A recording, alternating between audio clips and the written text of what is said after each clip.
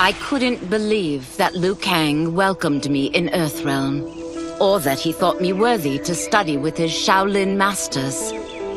After a lifetime of wishing for one, I finally had a home. But my joy was tempered as I thought about Serena. My shadow sister was still under Quan Chi's yoke, and she deserved a life free of him as much, if not more, than I. Quan Chi and my other sisters proved tenacious, but they were no match for my blade. I snatched Serena from them. Then Liu Kang helped me break Quan Chi's spell. Her mind free of his influence for the first time in years, Serena chose to join me in Earthrealm. My sister and I once again fight side by side, only now we do so for Earthrealm. Together, we have formed the Order of Light.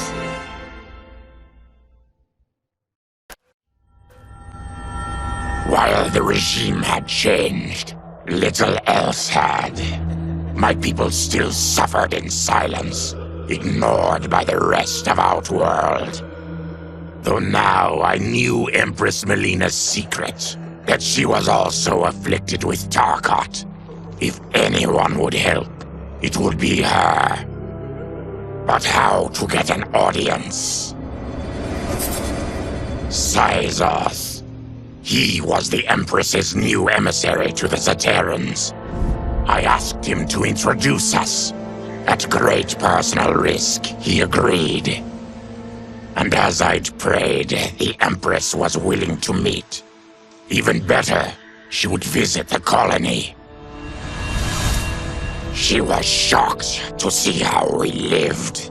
She moved quickly to provide for our care and comfort. Thanks to the Empress and Syzoth, we Tarkatans are no longer pariahs. Until our disease can be cured, that will do. Though the barriers between timelines had been rebuilt, there was no question that they could again be broken. Protecting this timeline would require eternal vigilance, so that it could not fall victim to further outside aggression. But nothing in my countless lifetimes had prepared me for this task. In none of them had multiple timelines ever coexisted. Monitoring them for threats was an entirely novel problem. It would require a novel solution. I discovered that though the timelines no longer touched, their meeting had left them intertwined. I can now secretly surveil all timelines, keeping watch for potential danger. It pleases me to do this service for the new era. Lord Liu Kang may rest assured that it is secure.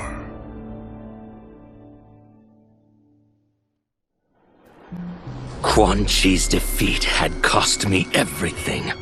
For months I had furthered his plot, and now I had to start over. Saito's people were still in chains. That's when Rain approached me. On the run from Empress Melina, he was desperate for help. And though I'd had my fill of sorcerers, this one was different. I agreed to provide him safe haven. He agreed to help topple Saito's government.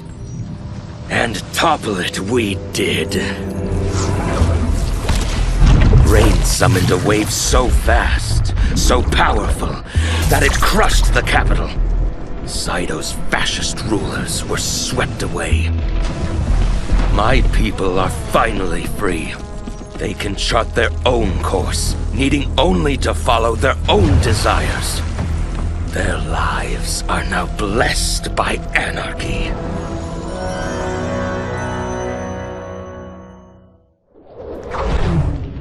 Since this whole thing kicked off, I'd wondered why Liu Kang chose me to be a champion. I mean, sure, I was killing it as a martial arts star, but it's one thing when it's all for show. It's different when you're playing for keeps. Then Liu Kang let me in on his master plan. He wanted the masses to know about the world beyond them, the one filled with gods and monsters, and he wanted me to tell them about it. But I knew revealing the truth all at once would be too shocking of a plot twist for most. That's why I pitched doing a bunch of stories, to slowly get people used to it. And if there's one thing I can do, besides kick ass in combat, it's build a cinematic universe. I'm serving up movies, streaming series, games, you name it. I like that I'm doing a public service, and it doesn't hurt that I'm making more than a few bucks. It's the kind of synergy that would make any studio mogul proud.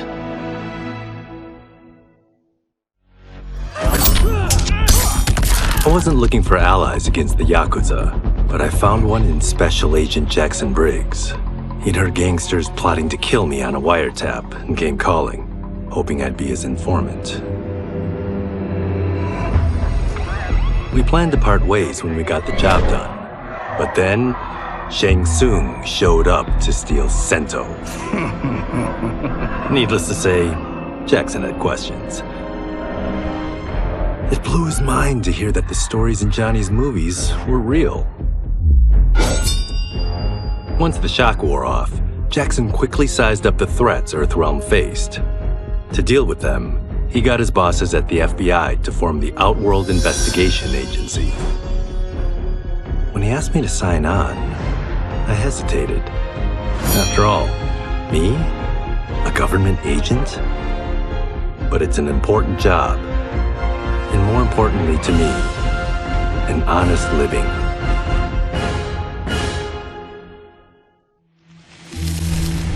General Shao's revolt left Outworld's armies in tatters. We were vulnerable to enemies both foreign and domestic. That's why my sister asked me to take command, to stitch her military back together and purge Shao's loyalists within it. She trusted only me with the task. The soldiers, however, had little faith. They thought me a spoiled dilettante, unprepared and unfit to serve. That I could fight mattered little. All that mattered was that I wasn't one of them. I finally earned their loyalty by orchestrating an epic victory over Shao and his rebels. Though the general himself escaped, his forces were smashed. For as long as I am able, I will lead the Empress's armies in defense of Outworld. Through strength, we will achieve peace. It was inevitable that the Shaolin Masters had me join them. They knew just how much future initiates could learn from me. Shujinko was one of my earliest. His ability to absorb anyone's powers and skills was amazing. With the right training, he could become our greatest champion. I knew that I alone could give it to him. But as his proficiency grew, so did his ego. In love with himself and his power, Shujinko became a threat to the realms. He hadn't learned humility, because I wasn't the one who could teach it. I should have listened to Raiden's warning and not tried to train Shujinko alone. After he was subdued, Shujinko's accumulated abilities and memories were taken from him. He is once again a new initiate, ready to begin his training. This time, Raiden and I train Shujinko together. He will become the champion he is destined to be. And I will fulfill my duties humbly and cooperatively.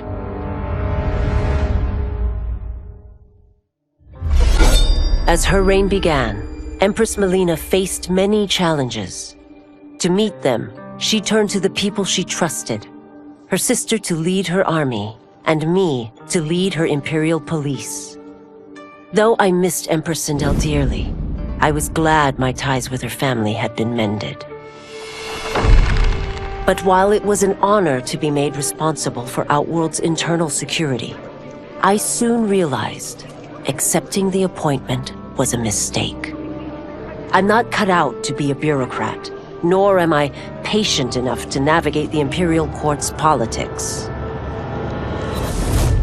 I was at my best patrolling Sundo's streets, when I could feel the city's pulse and serve and protect its citizens directly. That's why I resigned my post and resumed my role as Sundo's first constable. I end each day knowing I've made a difference.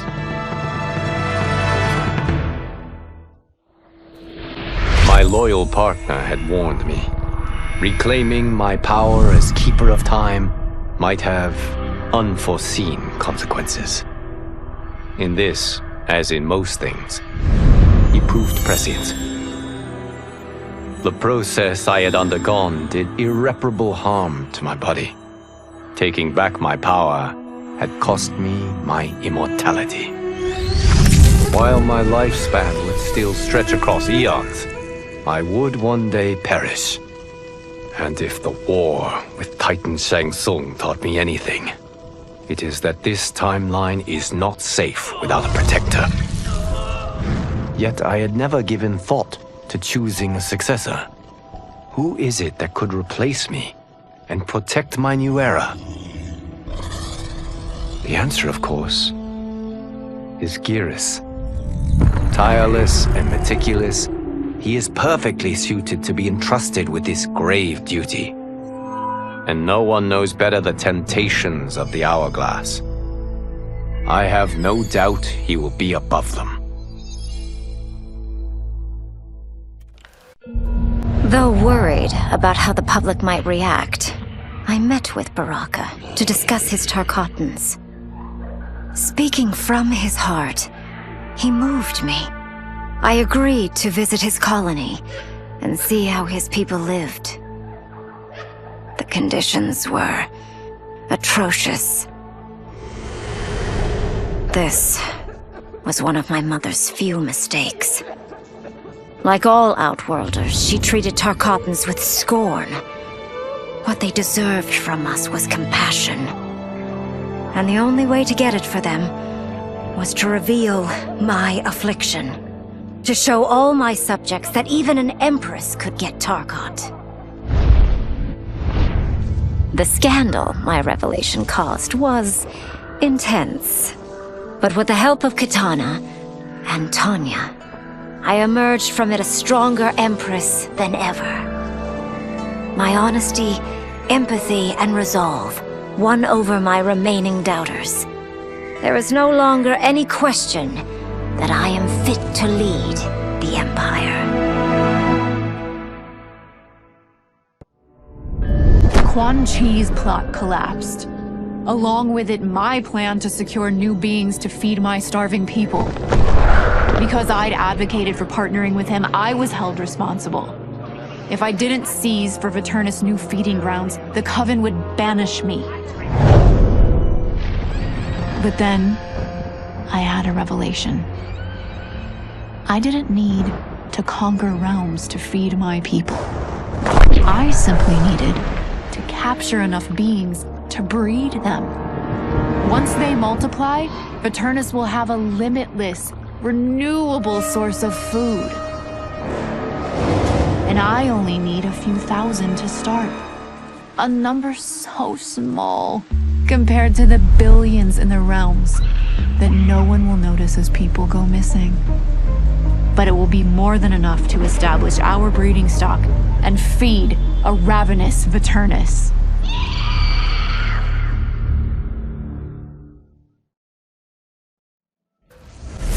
Were it not for my godly counterpart, I would not have survived the battle against Titan Shang Tsung. Meeting him, though, raised questions. Why did I replace him in this new era?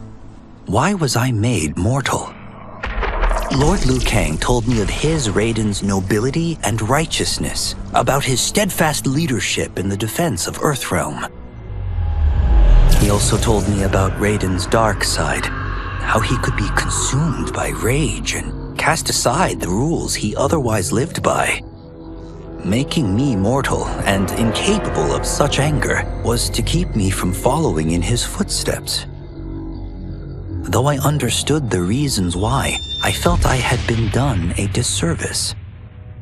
To survive the coming battles, I may need the edge that only great rage can bring. As the Shaolin couldn't aid me, I sought out someone who could. Someone to stoke the fire within me and teach me to master it. For this, I could have no better teacher than the Shirai Ryu's Grand Master.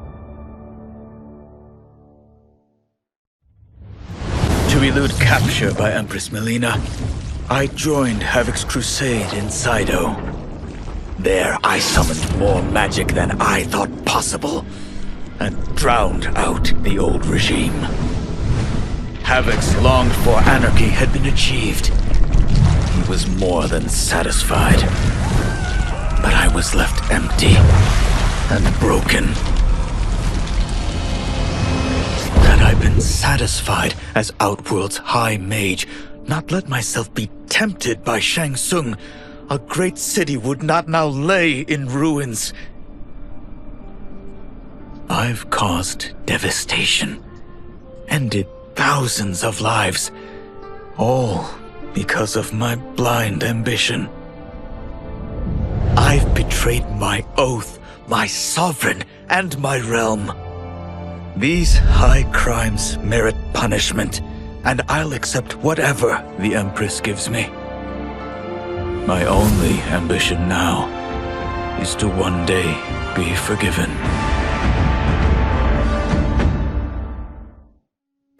With General Shao freed from prison, we began raising a new army against the royal family. Though many were eager recruits, few were good at soldiering.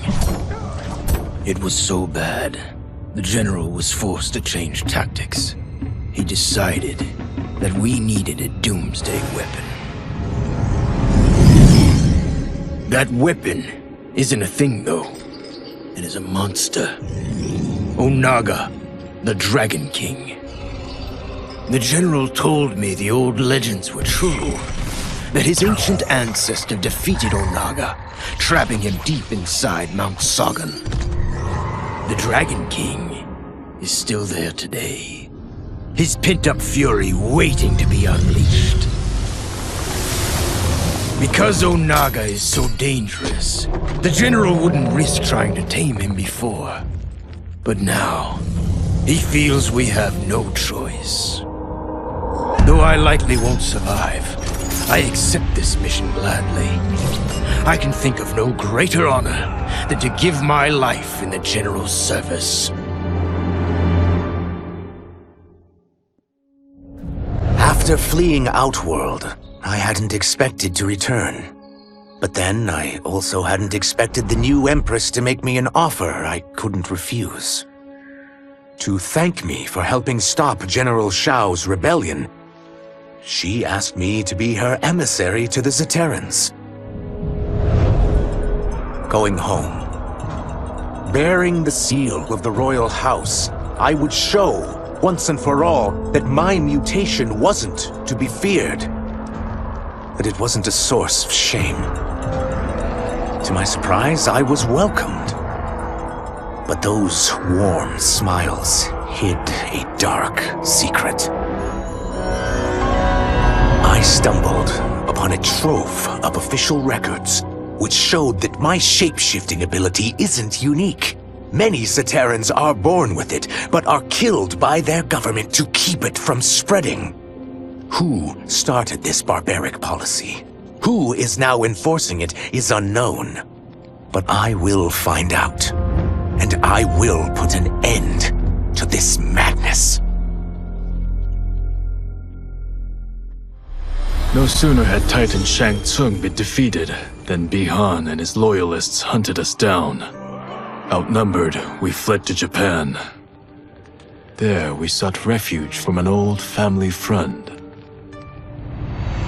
As children, we played together. But Harumi Shirai was a woman now, the head of her clan. Her strength, beauty, and intellect awed me. Also incensed by Bihan's betrayal, Harumi agreed to help me forge a new clan, one that would stand against him and defend Earthrealm. Her aid proved invaluable, and as time went on, we grew closer.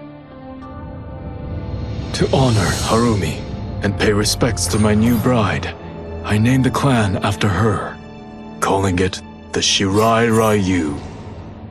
Now the battle against my brother begins in earnest. The Shirai Ryu won't rest until Bihan is defeated and the Lin Kuei's honor restored. After escaping Lei Chin prison, I was hounded by the Imperial Police. I needed a place to hide and to recuperate while I plotted the best way forward. I knew the remote canton of my youth would be perfect. To escape capture, I traveled by sea. Little did I know that a gargantuan storm was brewing. My tiny craft was smashed apart. I closed my eyes, waiting to drown, hoping that the Netherrealm wouldn't claim my soul. But when I reopened them, I found myself not in hell, but on a deserted island. From its ruins, I could tell that great sorcerers had once lived there. In the caves beneath the ruins, I found what I can only describe as a well of souls. Once I learn how to wield its power, I will become invincible.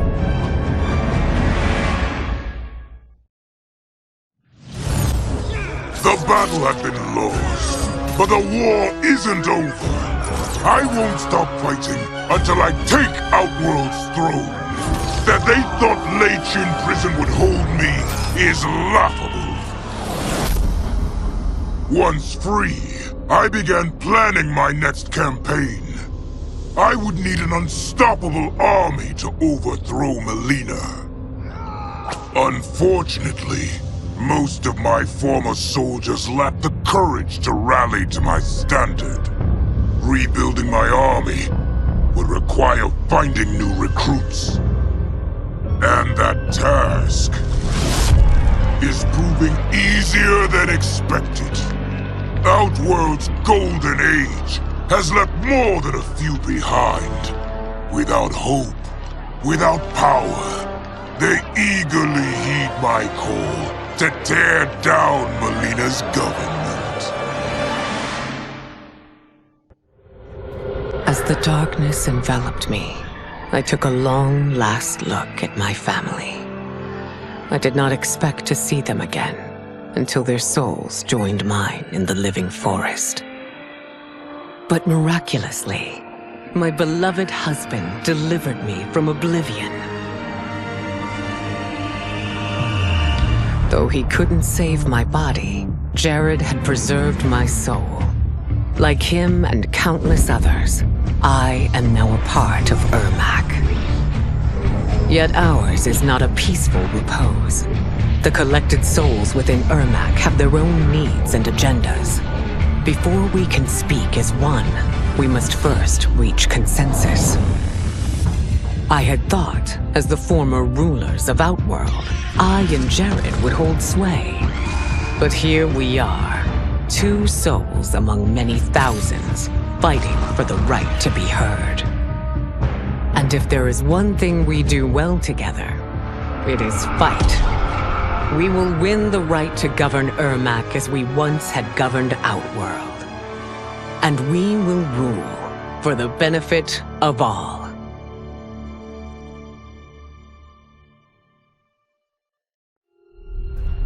Kuai Liang and I were working hard to build our new clan. But even with the help of his close friend Harumi, it was difficult. The biggest problem was finding the right initiates. Then, one night, while walking outside Harumi's compound, I was attacked. I thought at first it was a Lin Kuei assassin, but his strikes were too uncertain, too angry. My attacker, it turns out, was a boy. Homeless and hungry, his assault was born of desperation. He needed money so that he could eat. It was like looking at myself 15 years ago. I would have ended up just like him if the Lin Kuei hadn't taken me in. So I took the boy to Kuai Liang, who also appreciated his fire. We made him our first initiate. The boy's name? Hanzo Hasashi.